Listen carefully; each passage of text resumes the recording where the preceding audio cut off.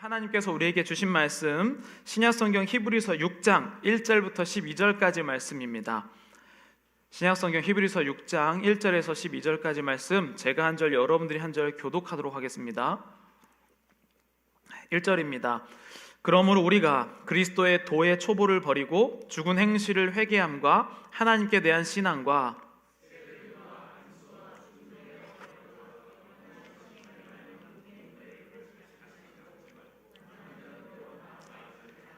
하나님께서 허락하시면 우리가 이것을 하리라.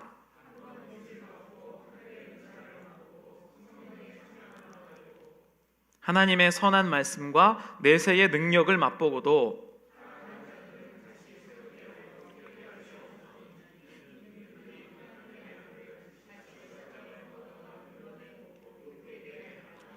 땅이 그 위에 자주 내리는 비를 흡수하여 밭 가는 자들이 쓰기에 합당한 채소를 내면 하나님께 복을 받고,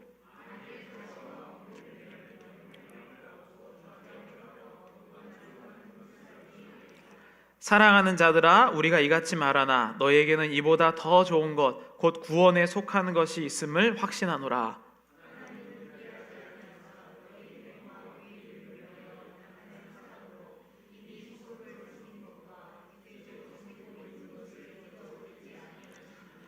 우리가 간절히 원하는 것은 너의 각 사람이 동일한 부지런함을 나타내어 끝까지 소망의 풍성함에 이르러 게으르지 아니하고 믿음과 오래 참음으로 말미암아 약속들을 기업으로 받는 자들을 본받는 자 되게 하려는 것이니라. 아멘. 네. 오늘 히브리서 강의 14번째 시간입니다. 제목은 다소 자극적이라고 느낄 수도 있는데 구원이 취소될까라는 제목입니다. 여러분들은 지금 다 여기에 예배를 드리러 오셨는데요. 구원이 취소가 된다고 생각하시나요? 아니면은 구원은 취소가 안 된다고 생각하시나요? 네, 이게 오늘 본문의 굉장히 큰 주제인데요. 이 주제를 가지고 많은 사람들이 논쟁을 하고 있고 아직도 논쟁을 하고 있는 본문입니다. 제가 지난주에 토렌스에 있는 이제 좋은 교회의 목사님과 함께 식사를 했는데요. 그분이 보니까 이제 이력에 보니까 하버드에서 퍼블릭 스피칭을 강사로 2년 동안 활동하셨더라고요. 그래서 이제 그분에게 설교에 관한 것을 이야기하다가 여러 가지 본문을 어떻게 선택하시는지 이런 부분들을 이야기를 나누고 있었습니다. 근데 그분이 저한테 그러면 이번 주 돌아오는 주일에 주일 설교 뭐 하냐고 물어봤더니 제가 히브리서 6장 1절부터 12절까지 합니다 라고 했더니 목사님은 바로 이렇게 얘기했습니다. 목사님은 구원이 취소된다고 생각하시나요? 이렇게 물어보시는 겁니다.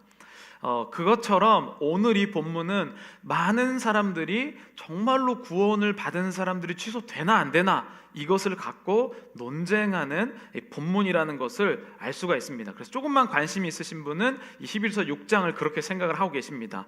그게 어떤 부분이냐면 히브리서 6장 4절부터 6절까지의 말씀입니다. 이제 한번 함께 읽겠습니다. 한 번 빛을 받고 하늘의 은사를 맛보고 성령에 참여한 바 되고 하나님의 선한 말씀과 내세의 능력을 맛보고도 타락한 자들은 다시 새롭게 하여 회개하게 할 수 없나니 이는 그들이 하나님의 아들을 다시 십자가에 못 박아 드러내놓고 욕되게 함이라. 아멘. 여기를 보면은 엄청 무시무시한 말씀이 쓰여 있습니다. 여기 보면 이제 한 번 빛을 받고라고 했을 때 이 빛은 예수 그리스도의 빛이에요. 그래서 복음을 맞이한 사람을 이야기를 합니다. 그리고 신앙생활 하다 보면 우리 또 은사를 받게 되는데 이 은사를 맛보다라는 단어를 사용하는데요.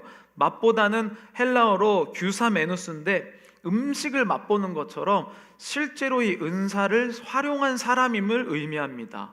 그리고 성령에 참여한다라고 했을 때 참여하는 메토쿠스인데요. 참여하다, 교제하다는 뜻으로 성령 체험도 한 사람. 이 정도면은 오늘날 우리 신앙생활 기준으로 봤을 때 정말로 믿음이 있다. 어두 보면 믿음의 어떤 리더다라고 할 수 있을 정도의 사람에게 하는 말이라는 거예요. 그런데 5절에 그렇게 맛보고도 타락한 자들, 그러니까 어느 정도 구원을 받았다고 생각하시는 분들, 또 신앙생활 하다 보면 지금 제가 아까도 이 줌 성경 공부에 대해서 이야기할 때 지금 많은 분들이 교회도 못 나가시고 또 힘들어하고 계신다고 하는데, 실제로 예전에 신앙생활 열심히 하시던 분들 중에 그런 분이 되게 많으시거든요. 그러니까 그런데 그런 사람들에게 지금 그렇게 하고도 타락하게 되면, 하나님을 제대로 섬기지 않게 되면 정말 무서운 말은 이건데요, 다시 새롭게 하여 회개할 수 없나니. 회개를 못하면 죄가 해결되지 않는 것이거든요. 옛날에 이 중세 시대 때 여러분 마녀 사냥이라는 말을 들어보셨을 겁니다. 근데 마녀 사냥이라는 것을 하게 될 때 정말 무섭게 이들을 죽이는 방법이 무엇이었냐면 화형이었습니다. 화형. 왜 화형을 했냐면 이 사람 이제 예전까지는 죽은 몸의 부활을 믿었기 때문에, 예전에 이제 중세교회나 미국에도 유럽에서 있는 사람들이 온 교회는 교회 지하에 무덤이 있고 또 교회 묘가 따로 있습니다. 왜냐하면 부활의 날에 이 몸이 다시 살아난다고 생각하기 때문에. 근데 이 마녀들은 어떻게 죽였냐면 부활 때에 살아나지 못하도록 몸을 없앤 것. 그들의 신앙생활의 신학의 관점에서는 정말로 죽이고 또 죽이는 게 바로 이 부분이죠. 근데 회개하지 못하게 하는 것이 약간 비슷한 느낌이에요. 죽이고 또 죽여서 아예 하나님께 돌아올 수 없는 듯한 뉘앙스를 지금 본문에 설명하고 있다는 겁니다. 그렇게 보면 오늘날의 신앙생활을 하다가 막 넘어지고 또 상처받고 힘드신 분들이 있는데 참 많이 걱정이 되죠. 그러면서 그런 행동이 지금 배신하고 배교하고 이런 행동들이 하나님의 아들을 다시 십자가에 못 박아 드러내놓고 욕되게 함이라 라고 표현해요. 이 본문을 읽으면 아까 제가 오늘 본문의 제목처럼 구원이 취소된다라고 생각을 하게 됩니다. 구원이 취소될 것 같아요, 이 본문을 보면. 그런데 저는 이 본문을 어떻게 읽어야 하느냐에 따라서 이 결과가 달라질 수 있다고 생각합니다. 왜냐하면 우리는 지금 히브리서를 쭉 계속해서 읽어오고 있는데, 만약에 히브리서 6장 4절 6절을 딱 꺼내서 읽으면 이거는 정말로 신앙생활 열심히 하다가 쓰러지고 힘든 사람들은 진짜 구원이 취소되는 것처럼 느껴지지만, 전반적인 지난주에 읽었었던 어린아이가 장성한 분량에 이르는 것, 또 그리고 오늘 7절 이후부터 이어지는 본문을 보면 이 말씀은 구원이 취소된다는 의미의 말이 아니라는 것을 깨닫게 됩니다. 사람들이 이런 본문들을 읽을 때 두 종류의 자세를 갖고 읽습니다. 하나는 이 법을 중심으로 한 이제 논쟁을 하기 위한 신학자의 마음으로 이 본문을 읽죠. 신학자의 본문으로 읽으면요, 심판의 날에 과연 누가 지옥 가고 천국 갈 것인지 선을 그어야만 합니다. 이게 신학자예요. 근데 저희가 지금 뭐 스토리를 하고 테이블을 하는데요, 제가 이제 스몰 그룹을 다른 교회를 이렇게 막 런칭해주고 다른 교회를 이제 이끌어가면서 가장 많이 느꼈던 게 뭐냐면, 사람들은 대부분 말씀 나눔을 신학차처럼 나눠요. 어떻게 나누냐면 이게 맞다는 거예요. 내가 누구에게 이런 공부를 배웠는데 이것이 맞다라고 하면서 분명히 하나님의 말씀과 간증을 나누는 이 스몰 그룹들이 신학적 논쟁의 장이 되는 경우가 굉장히 많습니다. 그렇게 되면 오늘 이 본문은 구원이 취소된다라고 많은 사람들이 얘기할 겁니다. 그런데 이 히브리서는요, 지금 하나님을 믿다가 예수님을 믿다가 배교하고 예수님을 배신할 수밖에 없는 그 상황에 있는 사람들에게 주어진 말씀인데요, 그래서 이 히브리서를 설교문인데 이 사람들을 구원하기 위한 말씀으로 소개를 해준 겁니다. 저는 목사이기 때문에 신학자의 마음으로 이 본문을 보지 않고 목자의 마음으로 이 본문을 봅니다. 목자의 마음으로 보면 정말로 내 아들이 잘못하면 도저히 너는 호적에서 파버린다, 한국말로 호적에서 파버려서 돌아올 수 없게 하는 게, 여러분 만약에 자식이 말을 안 들어서 너 이렇게 살다가 내가 호적에서 파버린다라고 하면 진짜 호적을 파고 하시는 말씀이신가요? 그렇지 않다는 것이죠.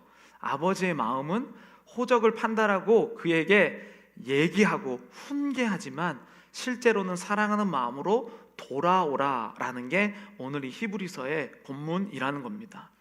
신앙생활을 하다 보면요, 지치고 힘들 때가 있습니다. 때로는 정말로 세상의 이 것들이 너무 힘들어서 무릎 꿇고 싶고 뭐 교회도 나오기도 싫고 여러 가지 일들이 있을 수가 있죠. 그런데 그럼에도 불구하고 하나님께서는 이 성도님들을 사랑할 때에 꼭 두 가지를 함께 주셨다는 거예요. 오늘날의 이 변질된 기독교는 사랑이라고 하면 모든 것을 용납한다라고만 생각을 하죠. 그런데 진정한 사랑은 책임을 안에서의 사랑하는 겁니다. 부모님이 왜 자녀에게 너 호적 파버린다라고 얘기했을까요? 사랑하기 때문에 그 자식을 돌아오는 마음으로 책임이 있으니까 그런 얘기를 하죠. 책임이 없으면 그런 이야기를 할 필요도 없습니다. 나는 그냥 잘하십시오 라고 대답이 없으면 그냥 그렇게 살겠지 하고 냅두면 되죠. 그러나 하나님은 우리를 잃고 싶지 않으시기 때문에 우리를 책임지는 그 사랑 안에서 항상 훈계와 사랑을 동시에 얘기하는 모습을 볼 수가 있다는 것이죠. 그래서 이 4절에 6절은 하나님께서 우리를 돌아오라고 훈계의 말씀으로 이야기를 하고 계십니다. 사실은 저도 목회자이긴 하지만 뭘 어떻게 해야 될지 모를 때가 너무나도 많아요. 도대체 이해관계들이 상충되게 되면, 그러니까 이 사람은 이렇게 생각하고 저 사람은 저렇게 생각하는 이러한 복잡한 관점들이 모이는 공동체 안에서는 사람들은 서로 다 자기가 상처받았다라고 하는 게 이 교회예요. 그런데 여러분, 아까 이 히브리서를 두 가지 관점에서 읽는 것처럼 많은 사람들은 자기를 다 내가 맞지 라고 하면서 신학자의 마음으로 다른 사람들을 본다는 거죠. 이게 상식선상으로 맞지. 그러나 교회에 우리가 공동체 생활을 하는 것은 신학자나 아니면 법률가의 마음으로 보는 것이 아니라 목자의 마음으로 보아야지만 사랑하고 책임을 질 수 있다라는 생각을 하게 됩니다. 지난주에 우리가 스토리를 나누고 성도님들이 어린아이 신앙에서 장성한 분량에 이르기까지라는 이 말씀을 읽었을 때 공통적으로 느끼시는 부분들이 있었어요. 뭐냐면 내가 어린아이 같다라고 고백하시는 분들이 되게 많으셨다는 겁니다. 근데 또 한 가지 공통적인 것은 무엇이었냐면 내가 어린아이 같은데 성장하고 싶은데 어떻게 해야 되는지 모르겠다, 이렇게 얘기하시는 분들도 굉장히 많이 있었습니다. 그런데 여러분, 저는 그러면서 이분들이 공통적으로 또 느꼈던 게 이 죄책감을 갖고 있으시다는 거예요. 내가 10년을 믿고 20년을 믿었는데 아직도 어린아이 믿음이라니 참 힘들고 어렵다, 이렇게 죄책감을 가지시는 분들이 많이 있으시다는 거예요. 근데 저는 오늘 이 본문, 사실 그 지난주에 읽었던 어린아이가 장성한 분량에 이르기까지라고 하는 본문이 성경의 모든 것도 아니고 끝도 아닙니다. 성경은 항상 연결되어 있고 온 전체에 하나님의 마음을 계시하기 때문에 그 지난주의 말씀을 가지고 그렇게 죄책감을 가질 필요가 없습니다. 왜냐하면 어린아이의 마음을 내가 깨달은 것 자체가 은혜이기 때문입니다. 들리는 것이 은혜이다 라고 표현할 수 있죠. 여러분, 실제로 어떤 사람은 많은 말을 들어도요 들리지 않는 분들이 계세요. 들리지 않으면 뭘 해야겠다도 모르겠고 죄책감도 받지 않으시죠. 근데 오늘 본문에 보면 아무리 경고해도 사람들이 그냥 그럴 것이지라고 자기의 뜻으로 받아들이지 않는 분들도 있다는 거예요. 이 말씀이라는 것이 저는 그러면서 보면서 지난주에 여러분들이 내가 몇 년을 믿었는데도 몇십 년을 믿었는데도 이 정도 수준밖에 안 된다라고 죄책감을 받지 마시고 내가 들리는 것 자체가 은혜였구나 라고 고백하는 여러분 되시기를 간절히 축복합니다. 왜냐하면 여러분, 그냥 어떤 사람이 그냥 이 이야기를 딱 듣는다고 그것을 이해할 수가 없습니다. 여러분들이 20년을 허송세월을 보내신 것처럼 막 교회에 와서 봉사도 하고 때로는 열심히 희생하고 했지만 때로 보면은 내가 성장 안 하여서 죄책감을 가질 수 있거든요. 그런데 만약에 여러분들이 20년이나 10년이나 뭐 몇 년 동안에 그러한 일을 하지 않았으면 오늘조차도 들을 수가 없었을 겁니다. 내가 그렇게 헛되게 보냈다고 생각하는, 나는 여전히 여기까지밖에 성장하지 못했나? 라고 했었던 그 과거의 나의 실수와 고통과 아픔들이 있었기 때문에 오늘의 이 말씀이 들리기 시작하는 것이죠. 그래서 저는 인생에서는 버릴 것이 하나도 없다라고 생각해요. 저 같은 사람도 마찬가지입니다. 제가 지난주에도 말썽 부린 이야기, 중학교 때 이야기, 고등학교 때 이야기, 그리고 또 저는 그때뿐만 아니라 신학교 가서도 이상했고, 군대에 가서도 이상했고, 그리고 사역자로 사역하면서도 이상했고. 근데 제가 이렇게 저의 부끄러운 치부를 자연스럽게 얘기할 수 있는 것은, 그렇게 부끄러운 과거도 하나님이 사용하셔서 오늘의 나를 만드셨기 때문이죠. 여러분들이 상처받고 현재 어렵고 그렇게 힘드셔도 지금은 내가 이거를 버려야 할 것으로밖에 생각할 수 없지만, 하나님은 그 순간도 사용하셔서 먼 훗날 말씀이 들리도록 인도해 주실 것을 믿으시기를 바랍니다. 그러면서 제가 또 교육학을 했다 보니까 오늘 이 말씀을 들으면서 한 이론이 생각났습니다. 1980년도에 한 실험이 있었어요. 피아제라는 사람인데, 이 사람은 인지발달이라는 것을 주장했습니다. 그 그림을 하나 보여주시죠. 이 실험은 유아기, 그러니까 초등학교 이전에 유아기에 있는 학생들이 이제 아동기, 초등학생이 되면 깨닫는 실험인데요. 컵이 두 개가 있습니다. 똑같은 컵에 물을 똑같이 담아놨어요. 근데 두 번째 넘어간 걸 보니까 컵이 달라지고 물의 위치가 올라갔는데, 이렇게 물어보는 겁니다. 아이가 보는 앞에서 이 컵을 놓고, 이제 안 보여줘도 됩니다. 이 컵을 놓고 이 컵에 물의 양은 똑같은데 긴 컵에다가 물을 붓는 거예요. 그럼 물의 양은, 우리는 상식적으로 물의 양이 똑같으니까 컵이 달라진 것이지 물의 양이 달라지지 않았다는 것을 알죠. 이것을 보존 개념을 알고 있는 어린아이라고 생각해요. 그러니까 더 어렸을 때 유아기 아이들은 컵에 따르면 이게 바뀌는 줄 알아요. 근데 아동기, 약간 초등학교 갈만하면 이제 이게 물은 양이 그대로인데 컵에 다른 것을, 이제 요것을 깨닫게 되죠. 이 현상을 뭐라고 하냐면, 아이가 이제 개인만 생각했었던 사람에서 사회적으로 남을 이해할 수 있는 사회적인 사회성이 생기는 기간이다라고 얘기해요. 그래서 이 아동기 때는 아이들이 이 자기 말고 다른 세상이 어떻게 돌아가는지를 배우는 기간이 아동기입니다. 그래서 이 아이들이 아동기 때 배우고 청소년, 사춘기까지 세상이 어떤지 계속 누군가가 하는 행동을 보고 배우고, 그래서 그렇게 따라하는 겁니다. 그래서 부모님이 중요하다는 게, 부모님이 매운 음식을 먹고 매워하는 모습을 배우는 거예요. 남을 보고 배우는 것이죠. 그래서 이 아동기 때 배운 아이가 이제 청소년기, 사춘기에 딱 이르면 내가 그동안 아동기 때 수집한 이 세상의 정보를 자기 스스로 나름 완성시킨 겁니다. 그래서 어른이 사춘기 딱 됐는데 뭐라고 얘기하면, 나 그래도 5, 6년 동안 세상에 대해서 배워서 나만의 세상이 있어, 그러니까 나한테 뭐라고 얘기하지 마, 이렇게 얘기하는 게 사춘기예요. 그러니까 사춘기는 남의 말을 안 듣는 시기가 정확한 시기죠. 그러니까 그 친구가 사춘기가 돼서 부모님 말 안 듣는다고 걱정할 필요가 없는 게, 나름대로는 자기가 아동기 때 5, 6년간 배우고 경험한 그 세상이 맞는지 확인해보는 시간입니다. 그래서 그때 말 안 듣는다고 너무 뭐라고 하지 마시고, 그게 이제 인간이 커가는 것을 증명한 사람이 바로 피아제라는 사람이었어요. 근데 피아제라는 사람이 전제했던 게 뭐냐면, 이 사람이 자라나는데 개인이 이것을 깨고, 마치 알에서 나오듯이, 알에서 새가 부리를 쪼고 나오듯이 이 개인이 이것을 깨닫고 성장해야 된다라고 이렇게 얘기를 했습니다.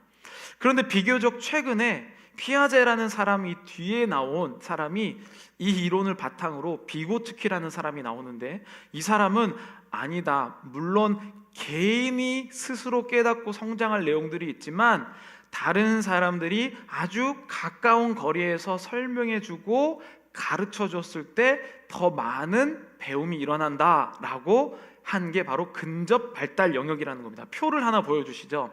이게 보면요, 이게 이제 비고츠키라는 사람이 말하는 근접 발달 영역표입니다. 여기에 보면 이제 실제적인, 가장 작은 원에 보면 실제적인 발달 수준이 있고, 여기는 정말로 피아제가 얘기한 것처럼 혼자 발전한 영역이에요. 그냥 가만히 둬도 아이가 걸으려고 노력하고 이런 부분들. 그런데 두 번째는 뭐냐면 근접 발달 영역이라고 얘기하는데, 곧 혼자서 할 수 있는 영역이에요. 그러니까 아이들을 기르신 분은 알겠지만, 얘가 이제 걷겠구나, 이제 얘가 뒤집겠구나, 이런 것처럼 아이가 저절로 곧 갈 영역이 있습니다. 그리고 세 번째 동그라미를 보면 보조 발달 수준이라고 해서, 도와주면 할 수 있는 영역이 있습니다. 그래서 이 부분은 이제 다른 사람을 통하여서 배울 수 있는 거고, 마지막 이 잠재적 발달 수준은 도와줘도 못하는 그런 부분들이 있다는 것이죠. 그래서 보통 이 학습이라는 거는 이제 부모님들이 알려주는 것은 뭐냐면, 근접 발달 영역 두 번째 동그라미랑 세 번째 동그라미 앞에서 해주는 거예요. 그래서 아이들이 걸음마를 시작할 때 처음에 일어나는 것만 해도 굉장히 힘들지 않습니까? 그래서 처음에 아이들이 일어나고 그 다음에 아이를 잡고 계속 걸으면 아이의 다리 힘이 안 생겨서 못 걷습니다. 그래서 한 걸음 걷고 넘어지고 두 걸음 걷고 넘어지고 했을 때 부모님이 계속 잡아주지 않고 한 걸음 바로 앞에 있습니다. 그래서 아이가 한 걸음 딱 걷고 탁 넘어지거든요, 부모님한테. 요 거리가 바로 근접 발달 영역입니다. 그래서 훌륭한 리더는 이 위치가 어디인지를 봐줄 수 있는 사람이 훌륭한 부모예요. 그러니까 내가 원하는 대로 이렇게 가가 아니고 그 아이가 요 정도 하겠다, 그것을 바로 앞에서 받아줄 수 있는 사람이 훌륭한 부모다라고 이야기를 해죠. 여기서 알 수 있는 게 무엇이냐면, 혼자 할 수 있는 부분과 조금 알려주면 곧 혼자 하게 되는 부분과 혼자 할 수 없어서 도와줘야만 하는 영역이 있다는 것이죠. 히브리서 6장 1절부터 12절은 사람들이 지금 낙심하고 힘들고 어려울 때 혼자서 이겨낼 수 있는 시련이 있습니다.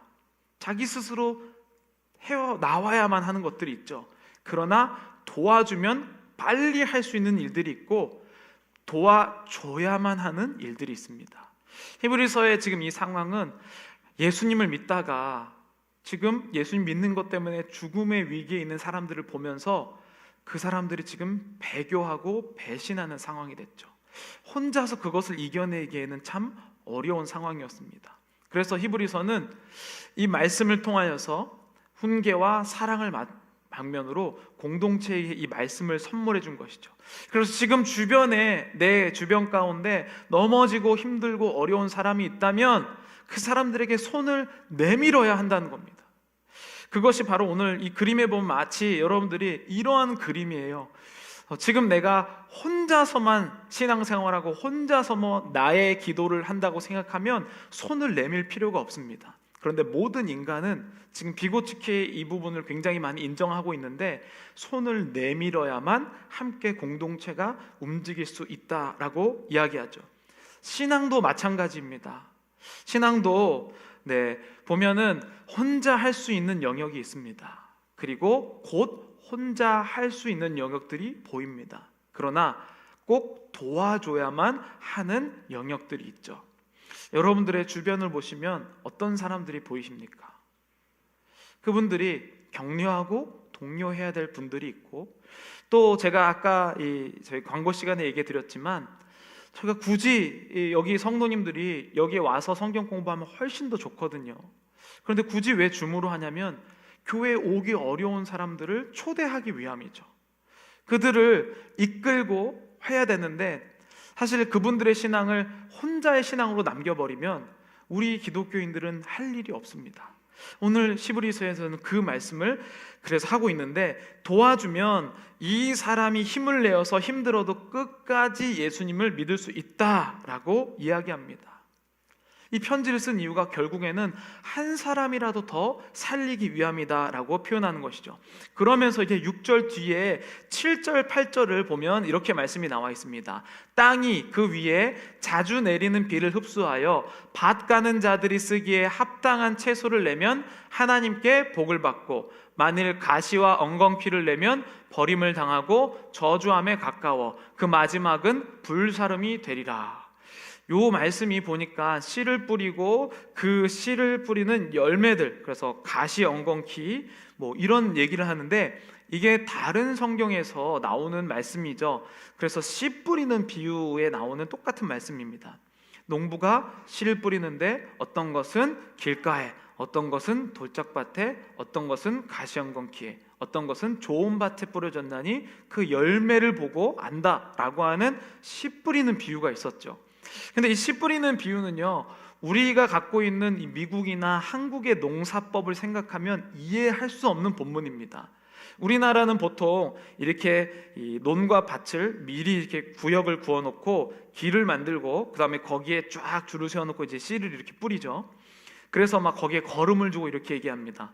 그런데 그것은 한국의 토지가 그렇기 때문에 농사를 하는 것이고, 이 당시 지금 씨 뿌리는 이 비유를 했을 때 이스라엘의 농사법은 무엇이 좋은 땅인지 땅을 파보면 돌이 나오고 이렇기 때문에 겉으로 봐서는 모릅니다. 그래서 두 가지의 씨를 뿌리는 방법이 있었는데, 하나는 그냥 손에 놓고 바람을 날리는 대로 그냥 막 뿌리는 겁니다. 어디든지 다 뿌리는 것이죠. 그리고 두 번째는 나귀에다가 등에다가 씨를 지어놓고 나귀가 움직이는 대로 그냥 씨를 뿌리도록 남겨놓는 것이죠. 그래서 시간이 지나면 좋은 밭이었으면 열매가 열리고 안 좋은 밭이었으면 자연스럽게 열매가 안 열립니다. 그게 씨 뿌리는 비유예요. 그래서 이 씨는 예수 그리스도의 말씀 복음을 의미하고, 밭은 우리의 마음, 그 사람의 개인적인 상태를 이야기합니다. 오늘도 똑같은 말씀을 여러분들은 듣고 계세요. 근데 어떤 사람은 이 말씀을 듣고 조금 잘하려고 하다가 가시 때문에 열매 맺지 못하고 죽는 사람도 있고, 어떤 사람은 돌이, 마음에 막 상처와 돌이 많아서 씨 열매가 싹도 못 틔우고 아예 받아들이지 않는 분도 있고, 어떤 분들은 이제 막 은혜를 주로 많이 받으신 분들인데 길가에 뿌려서 은혜를 팍 받아서 쫙 올라가다가 누가 밟고 지나가서 은혜가 딱 떨어지는 분들도 계십니다. 그런데 어떤 사람은 이 똑같은 말씀을 받고 마음이 좋은 밭이어서 열매를 맺는 데까지 간다라고 설명을 해요. 왜 그렇게 설명했냐면, 지금 많은 사람들에게 복음이 똑같이 편만이 뿌려지고 있습니다. 그런데 내 마음의 밭이 무엇인지를 사람들이 모른다는 거예요. 그래서 내가 지금 힘들고 어렵고 타락하고 하나님을 배신하고 있음에도 불구하고 어디인지 몰라서 왜 나는 항상 힘들지? 자기가 가시밭이면 가시밭에서 좋은 밭으로 갈 수 있도록, 아니면 가시를 제거하든지 이렇게 해야 되는데, 하나님 말씀 날마다 뿌려주는데 이 주일날에 오면은 은혜 받아갖고 뭔가 하려고 하다가 가시가 딱 찔러갖고 주중에 또 수그러지고, 어떤 분들은 아예 주일날에도 말씀이 안 들어서 돌짝밭에 뿌려져갖고 싹조차도 안 나고, 이렇게 계속 우리는 반복하고 있는데, 지금 이 성경은 뭐라고 얘기하냐면, 빨리 가시나 돌짝밭이나 길가에 있다면 좋은 밭으로 옮기기를 초대하고 있는 겁니다. 근데 이것을 혼자서 하기 어려운 사람이 많다는 거예요. 히브리서를 쓰인 이유가 그겁니다. 만약에 혼자 문제를 해결할 수 있으면 이런 말씀이 쓰일 필요도 없겠죠. 오늘날의 많은 성도님들이요, 지금 지치고 힘들고 쓰러지고 때로는 교회의 환멸을 느끼고 교회에서 상처를 받았다라고 하신 분들도 굉장히 많이 있어요. 그러면 그때 우리는 먼 발치에서 아이고 혼자 감당해야 되니까 어쩔 수 없지 라고 이야기하는 것이 아니라, 그들이 곧 도와주면 혼자 할 수 있는 사람을 찾아다닙니다. 그래서 제가 지난번에 어떤 미셔널 철치라고 선교적 교회 모임에 가서 저희 교회가 사례를 발표했고 또 한 교회가 사례를 발표했는데, 그 교회, 다른 교회는 코비드 기간에 미국 교회를 빌려 쓰고 있었는데 그 교회에서 나가달라고 해서 실제로 교회 건물이 1년여간 없어진 교회가 있었습니다. 근데 그 교회가 건물이 없다 보니까 사람들이 모이지를 못해서 어떻게 할까 하다가, 그럼 우리가 이 말씀을 뿌려보자라고 해서 어떻게 보면 이제 카톡 전도대라고 해서 그 설교를 온갖 사람들에게 다 막 뿌렸대요. 그런데 거기에 이 설교를 막 뿌리다 보니까 거기에서 말씀에 어떤 사람은 읽씹이라고 읽고 대답 안 하는 사람도 있고, 어떤 사람은 거기에서 그냥 예의상 좋습니다라고 얘기하는 사람들도 있는데, 그 중에 일정 비율이 이 말씀이 좋고 나도 이것을 은혜 받았다, 감동 받았다라고 하는 사람들이 있었다는 거예요. 그래서 리더들에게 그때 코비드라서 만나지 못하니까 캠핑 의자를 사줘서 그렇게 반응이 보이는 사람 집 앞에 가서 그 말씀에 대해서 이야기를 하도록 합니다. 그래서 코비드 기간에 성도님이 성전이 없는데 2배가 늘어났어요. 이게 뭐냐면, 우리가 직접 씨를 뿌리는 분은 하나님이시지만 이렇게 찾아가는 이가 없으면, 혼자서 일어서지 못하고 도와주지 못하면 못 오는 사람들이 지금 사방에 널려 있다는 뜻입니다. 우리는 그 사람들이 왜 교회 안 나오는지, 왜 신앙생활을 제대로 안 하는지 이렇게 신학자처럼 그들을 판단하는 것이 아니라 목자의 마음으로 이것저것 뿌리면서 계속해서 올 수 있도록 돕는 게 히브리서를 쓴 이유였다는 것이죠. 여러분들은 주변에 얼마나 많은 사람들이 있습니까? 저는 더 참 좋았던 것은 이제 교회가 한번 셧다운 되면서 온라인으로 들으시고 또 줌으로 하면서 이제 우리가 로컬 교회뿐만 아니라 한국에도 뭐 다른 나라들에도 실제로 힘들고 어려워서 신앙생활 하지 못하시는 분들을 전도할 수 있겠구나라는, 저는 엄청나게 하나님께서 기회를 확장시켜 주셨다고 봅니다. 그런데 이것을 또 신학자의 눈으로 보게 되면 안 나오는 사람은 다 이상한 사람, 교화돼야 될 대상, 이렇게 생각할 수 있지만 여러분, 목자의 마음으로 보면요, 언젠가 그분들이 목자로 다시 설 날들이 있을 겁니다. 하나님이 히브리서를 그렇게 우리에게 보내주셨다는 것이죠. 하나님의 빛은 충만하게 모든 사람에게 계속 뿌려지고 있습니다. 다만 그것을 격려해주는 사람이 없어서, 그것을 이야기해주는 사람이 없어서 혼자서 힘들어하고 있는 사람이 있다면 오늘 이 말씀이 여러분과 또 교회 밖에 있는 여러분들에게 소망이 되기를 간절히 축복합니다. 그러면서 오늘 본문에 진짜 하고 싶은 말씀을 9절부터 12절에 이렇게 소개를 하고 있습니다. 진짜 말씀이에요. 함께 읽겠습니다. 사랑하는 자들아, 우리가 이같이 말하나 곧 구원에 속한 것이 있음을 확신하노라. 하나님은 불의하지 아니하사 너의 행위와 그의 이름을 위하여 나타낸 사랑으로 이미 성도를 섬긴 것과 이제도 섬기고 있는 것을 잊어버리지 아니하시느니라. 우리가 간절히 원하는 것은 너의 각 사람이 동일한 부지런함을 나타내어 끝까지 소망의 풍성함에 이르러 게으르지 아니하고 믿음과 오래 참음으로 말미암아 약속들을 기업으로 받는 자들을 본받는 자 되게 하려는 것이니라. 아멘. 여기에 보면요, 진짜 귀한 원리가 들어 있습니다.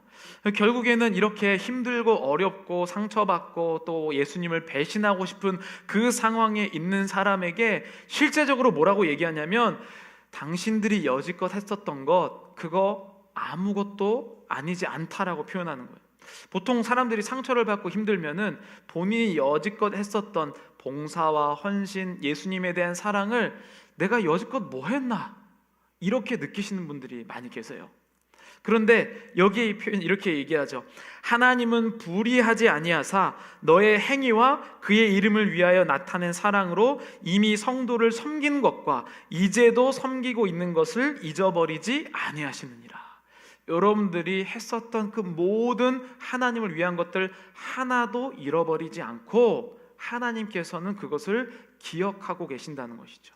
제가 아까 저의 부끄러운 과거도 하나님이 사용하셔서 오늘날의 저를 만들었다고 고백하는 것처럼 여러분들이 했었던 그 모든 순간들을 하나님은 결코 잊지 않으십니다. 그런데 이것이 없어질 수는 있다는 거예요. 어떻게? 돌아오지 않았을 때에는 방법이 없습니다. 많은 사람들이, 이 한국 사람들이 특별히 이렇게 많이 봉사하고 헌신하시는데요. 이제 심리학 용어로 이제 마음의 스탬프를 찍는다라고 표현하는데, 어렸을 때 제가 동네 옆에 있는 슈퍼에 가면 포도 종이를 받아오셨어요. 그러면 1,000원어치 사면 포도 스티커 하나 줍니다. 그래서 포도 종이를 다 완성하면 뭐 이렇게 뭐 수세미나 뭐 이런 거 주셨거든요. 근데 이것을 우리는 마음속에 쌓아두고 계시는 분들이 많이 계세요. 교회 사역을 하면서 상처를 받을 수밖에 없습니다. 왜냐하면 다 각자의 가치와 기준이 다르기 때문이죠. 그런데 이것을 한국 사람들은 이야기하고 싶지 않아요. 참 희한하거든요. 이야기를 해야지 문제가 있으면은 이야기를 해서 다 좋은 방향으로 나갈 텐데 그냥 마음에 불만의 스티커를 딱 찍어 놓습니다. 또 사역하다가 힘들면 불만의 스티커 딱 찍어 놓고, 그래서 포도송이가 다 차게 되면 어떻게 하냐면 나 못해요, 나 힘들어요, 이렇게 얘기합니다. 근데 만약 그것을 미리 얘기해주고 이야기할 수 있었다면 얼마나 좋을까요? 근데 저는 오늘 이 본문을 보면서 그런 생각이 든 거예요. 하나님이 이미 성도를 섬길 것을 잊지 않으시기 때문에 이것은, 이렇게 고난받고 힘든 것은 내가 마음에 이 상처의 스티커를 찍는 게 아니라 하나님의 상급의 스티커를 찍고 있다라고 생각하는 거죠. 나는 상처를 받았다고 생각하지만 하나님이 지금 이 상급의 스티커를 하나 둘씩 찍어주고 계시고, 내가 하나님 나라에 갔을 때 어떤 사람은요 막 상급의 스티커가 막 이만큼 있어서 하나님은 들고 오지도 못할 만큼 그렇게 우리에게 주실 것인데, 어떤 사람은 상급의 스티커가 하나도 없을 수도 있겠죠. 왜냐하면 나 혼자 신앙생활 하니까 상처받지 않기 위해서 하는 사람은 이러한 스티커가 없겠죠. 오늘 히브리서에서는 하나님이 그것을 다 알고 계심을 이야기합니다. 저는 개인적으로 이런 생각이 들어요. 제 마음을 표현하고 싶은데 표현이 안 돼요. 여러분들은 잘 표현하십니까? 어떨 때 보면 나는 정말 이런 의도로 얘기했는데 이 사람은 완전히 다른 마음으로 받아들일 때가 있어요. 근데 그게 뭐냐면 내가 내 마음을 표현할 줄을 모른다는 거죠. 그래서 사람들은 상처받고 오해하고 힘들어집니다. 그런데 하나님께서는 우리를 사랑하셔서 나보다 더 잘 아신다는 거예요. 그러니까 그 하나님이 나를 선한 길로 인도하신다는 것이죠. 그래서 11절 12절에 이렇게 고백합니다. 우리가 간절히 원하는 것은 너의 각 사람이 동일한 부지런함을 나타내어 끝까지 소망의 풍성함에 이르러 게으르지 아니하고 믿음과 오래 참음으로 말미암아 약속들을 기업으로 받는 자들을 본받는 자 되게 하려는 것이니라. 하나님의 진정한 뜻이 무엇이냐면 너의 각 사람이 동일한, 예전에 막 열심히 했다가 이렇게 얘기해, 내가 왕년에 교회에서 얼마나 열심히 했는지 알아, 이렇게 얘기하시는 분들 되게 많으시거든요. 근데 그게 아니고 그 왕년만큼 동일한 부지런함을 나타내어 끝까지 소망의 풍성함에 이뤄야만 한다고요. 왜냐하면 그래야만 약속들을 기업으로 받을 수 있기 때문이죠. 게으르지 아니하고 믿음과 오래 참음으로 말미암아. 지금 이 히브리서를 작성해서 말씀을 전하는 자는 지금 우리가 힘들고 어렵고 상처받지만 끝까지 우리가 오래 참자. 그래서 하나님께서 지금 우리가 상처받았다고 하지만 그 상처가 하나님께서는 상급의 스티커를 찍고 계셔서 그것을 기업으로 함께 받고 누리자라고 초대하고 있다는 겁니다. 원로 목사님께서 이런 얘기를 한 적이 있어요. 본인이 92년에 우리 교회를 개척하셨을 때 정말 많은 교회가 개척이 되었다고 합니다. 그런데 지금은 정말 5손가락에 5% 미만에 들 정도로 많은 교회들이 없어진 거죠. 개척한 교회도 많았지만 생존해 있는 교회가 그리 많지 않아요. 많은 사람들이 신앙생활을 다 시작합니다. 그런데 끝까지 완주하는 자들을 찾기가 어려운 세상이라는 것이죠. 저는 여러분들에게 지금 여기에 이 말씀이 들리시는 분이라면 주위를 살펴보시기를 권합니다. 지금 아까 그 그림 한번 보시죠. 지금 혼자서 해야 하는 일이 있고, 그리고 곧 혼자서 도와주면 할 수 있는 영역이 있고, 혼자서 할 수 없어서 도와주면 할 수 있는 영역이 있습니다. 세상에 얼마나 많은 사람들이 지금 상처받고 힘들어서 손길을 기다리는지 몰라요. 그들이 입으로 말하는 것은 나한테 신경 쓰지 마라고 얘기하지만 영혼이 말하는 것은 나에게 관심을 가져줘 라고 말하는 사람들이 이 세상에 얼마나 많은지 몰라요. 그런데 우리의 마음이 내가 한번 이렇게 얘기했는데 상처받지 않으려고 이런 이야기조차 꺼내지 않는다는 거예요. 괜히 그 사람한테 얘기했다가 나 상처받거나 관계가 그냥 세상에서 좋은 관계였는데 이거 얘기했다가 힘들어질까 봐. 그러나 하나님께서 우리에게 원하시는 것은 오늘 여기에 말하는 것처럼 도와주면 할 수 있는 사람들을 찾고 계시다는 것이죠. 우리 한번 함께 이것을 외쳐보겠습니다. 함께 이 문장 읽어보겠습니다. 시작. 도와주면 할 수 있습니다. 네, 도와주면 할 수 있는 사람들이 지금 너무나도 많이 있습니다. 마지막 그림을 한번 보여주시죠. 여러분들의 손은 지금 어디를 향해 있습니까? 하나님께서 이 말씀을 우리에게 주셨을 때에 믿음의 연약한 자들을 보게 해주시고, 또 우리의 연약이라는 것은요 사람마다 다 다릅니다. 어떤 사람은 음식에 대해서 연약한 사람이 있고, 어떤 사람은 음식에는 강한 사람이 있어요. 교회에서 밥 먹는 거 중요하게 생각하는 사람이 있고, 교회에서 밥 안 먹어도 괜찮다고 생각하는 사람이 있다는 거예요. 그러니까 우리의 연약이 다 다르기 때문에 누가 진짜 약한 사람이다라고 정의할 것이 아니라 목자의 마음으로 그 사람들을 보면 누구에게나 손 내밀 수 있다는 것이죠. 여러분, 구원이 취소됩니까? 오늘 이 말씀은 취소된다는 말씀이 아니죠. 구원이 취소된다는 것이 아니라 그 사람들을 구원해 달라고, 그 사람들을 돌아오게 해달라고 하나님께서 우리에게 말씀을 전해주고 계시다는 것이죠. 저는 용기 낼 그 사람들을 하나님께서 찾고 계시다라는 생각을 합니다.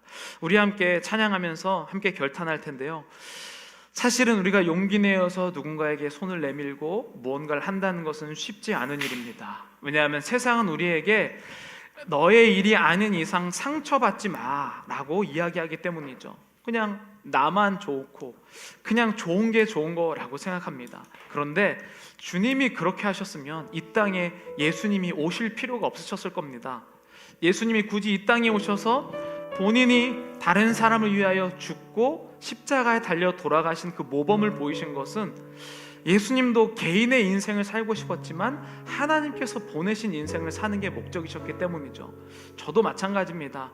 저도 상처받기 싫어서 누군가에게 이야기하고 싶지 않고 굳이 내가 이런 일을 해야겠는가? 라는 생각을 할 때가 많이 있죠. 그럼에도 불구하고 이 고난의 순간도 내가 하나님을 위해서 누군가에게 말을 해서 상처를 받거나 때로는 힘들고 어려운 일이 있을지라도 오늘 본문에 나오는 것처럼 하나님께서 그의 이름을 위하여 나타낸 사랑으로 이미 성도를 섬긴 것을 기억하신다는 그 마음이 있기 때문에 오늘도 상처를 받지만 하나님께 손을 내미는 사람으로 서 있는 것이죠. 우리 함께 주가 보이신 생명의 길, 나 주님과 함께 상한 마음 들이며 주님 앞에 나아가리 찬양하겠습니다.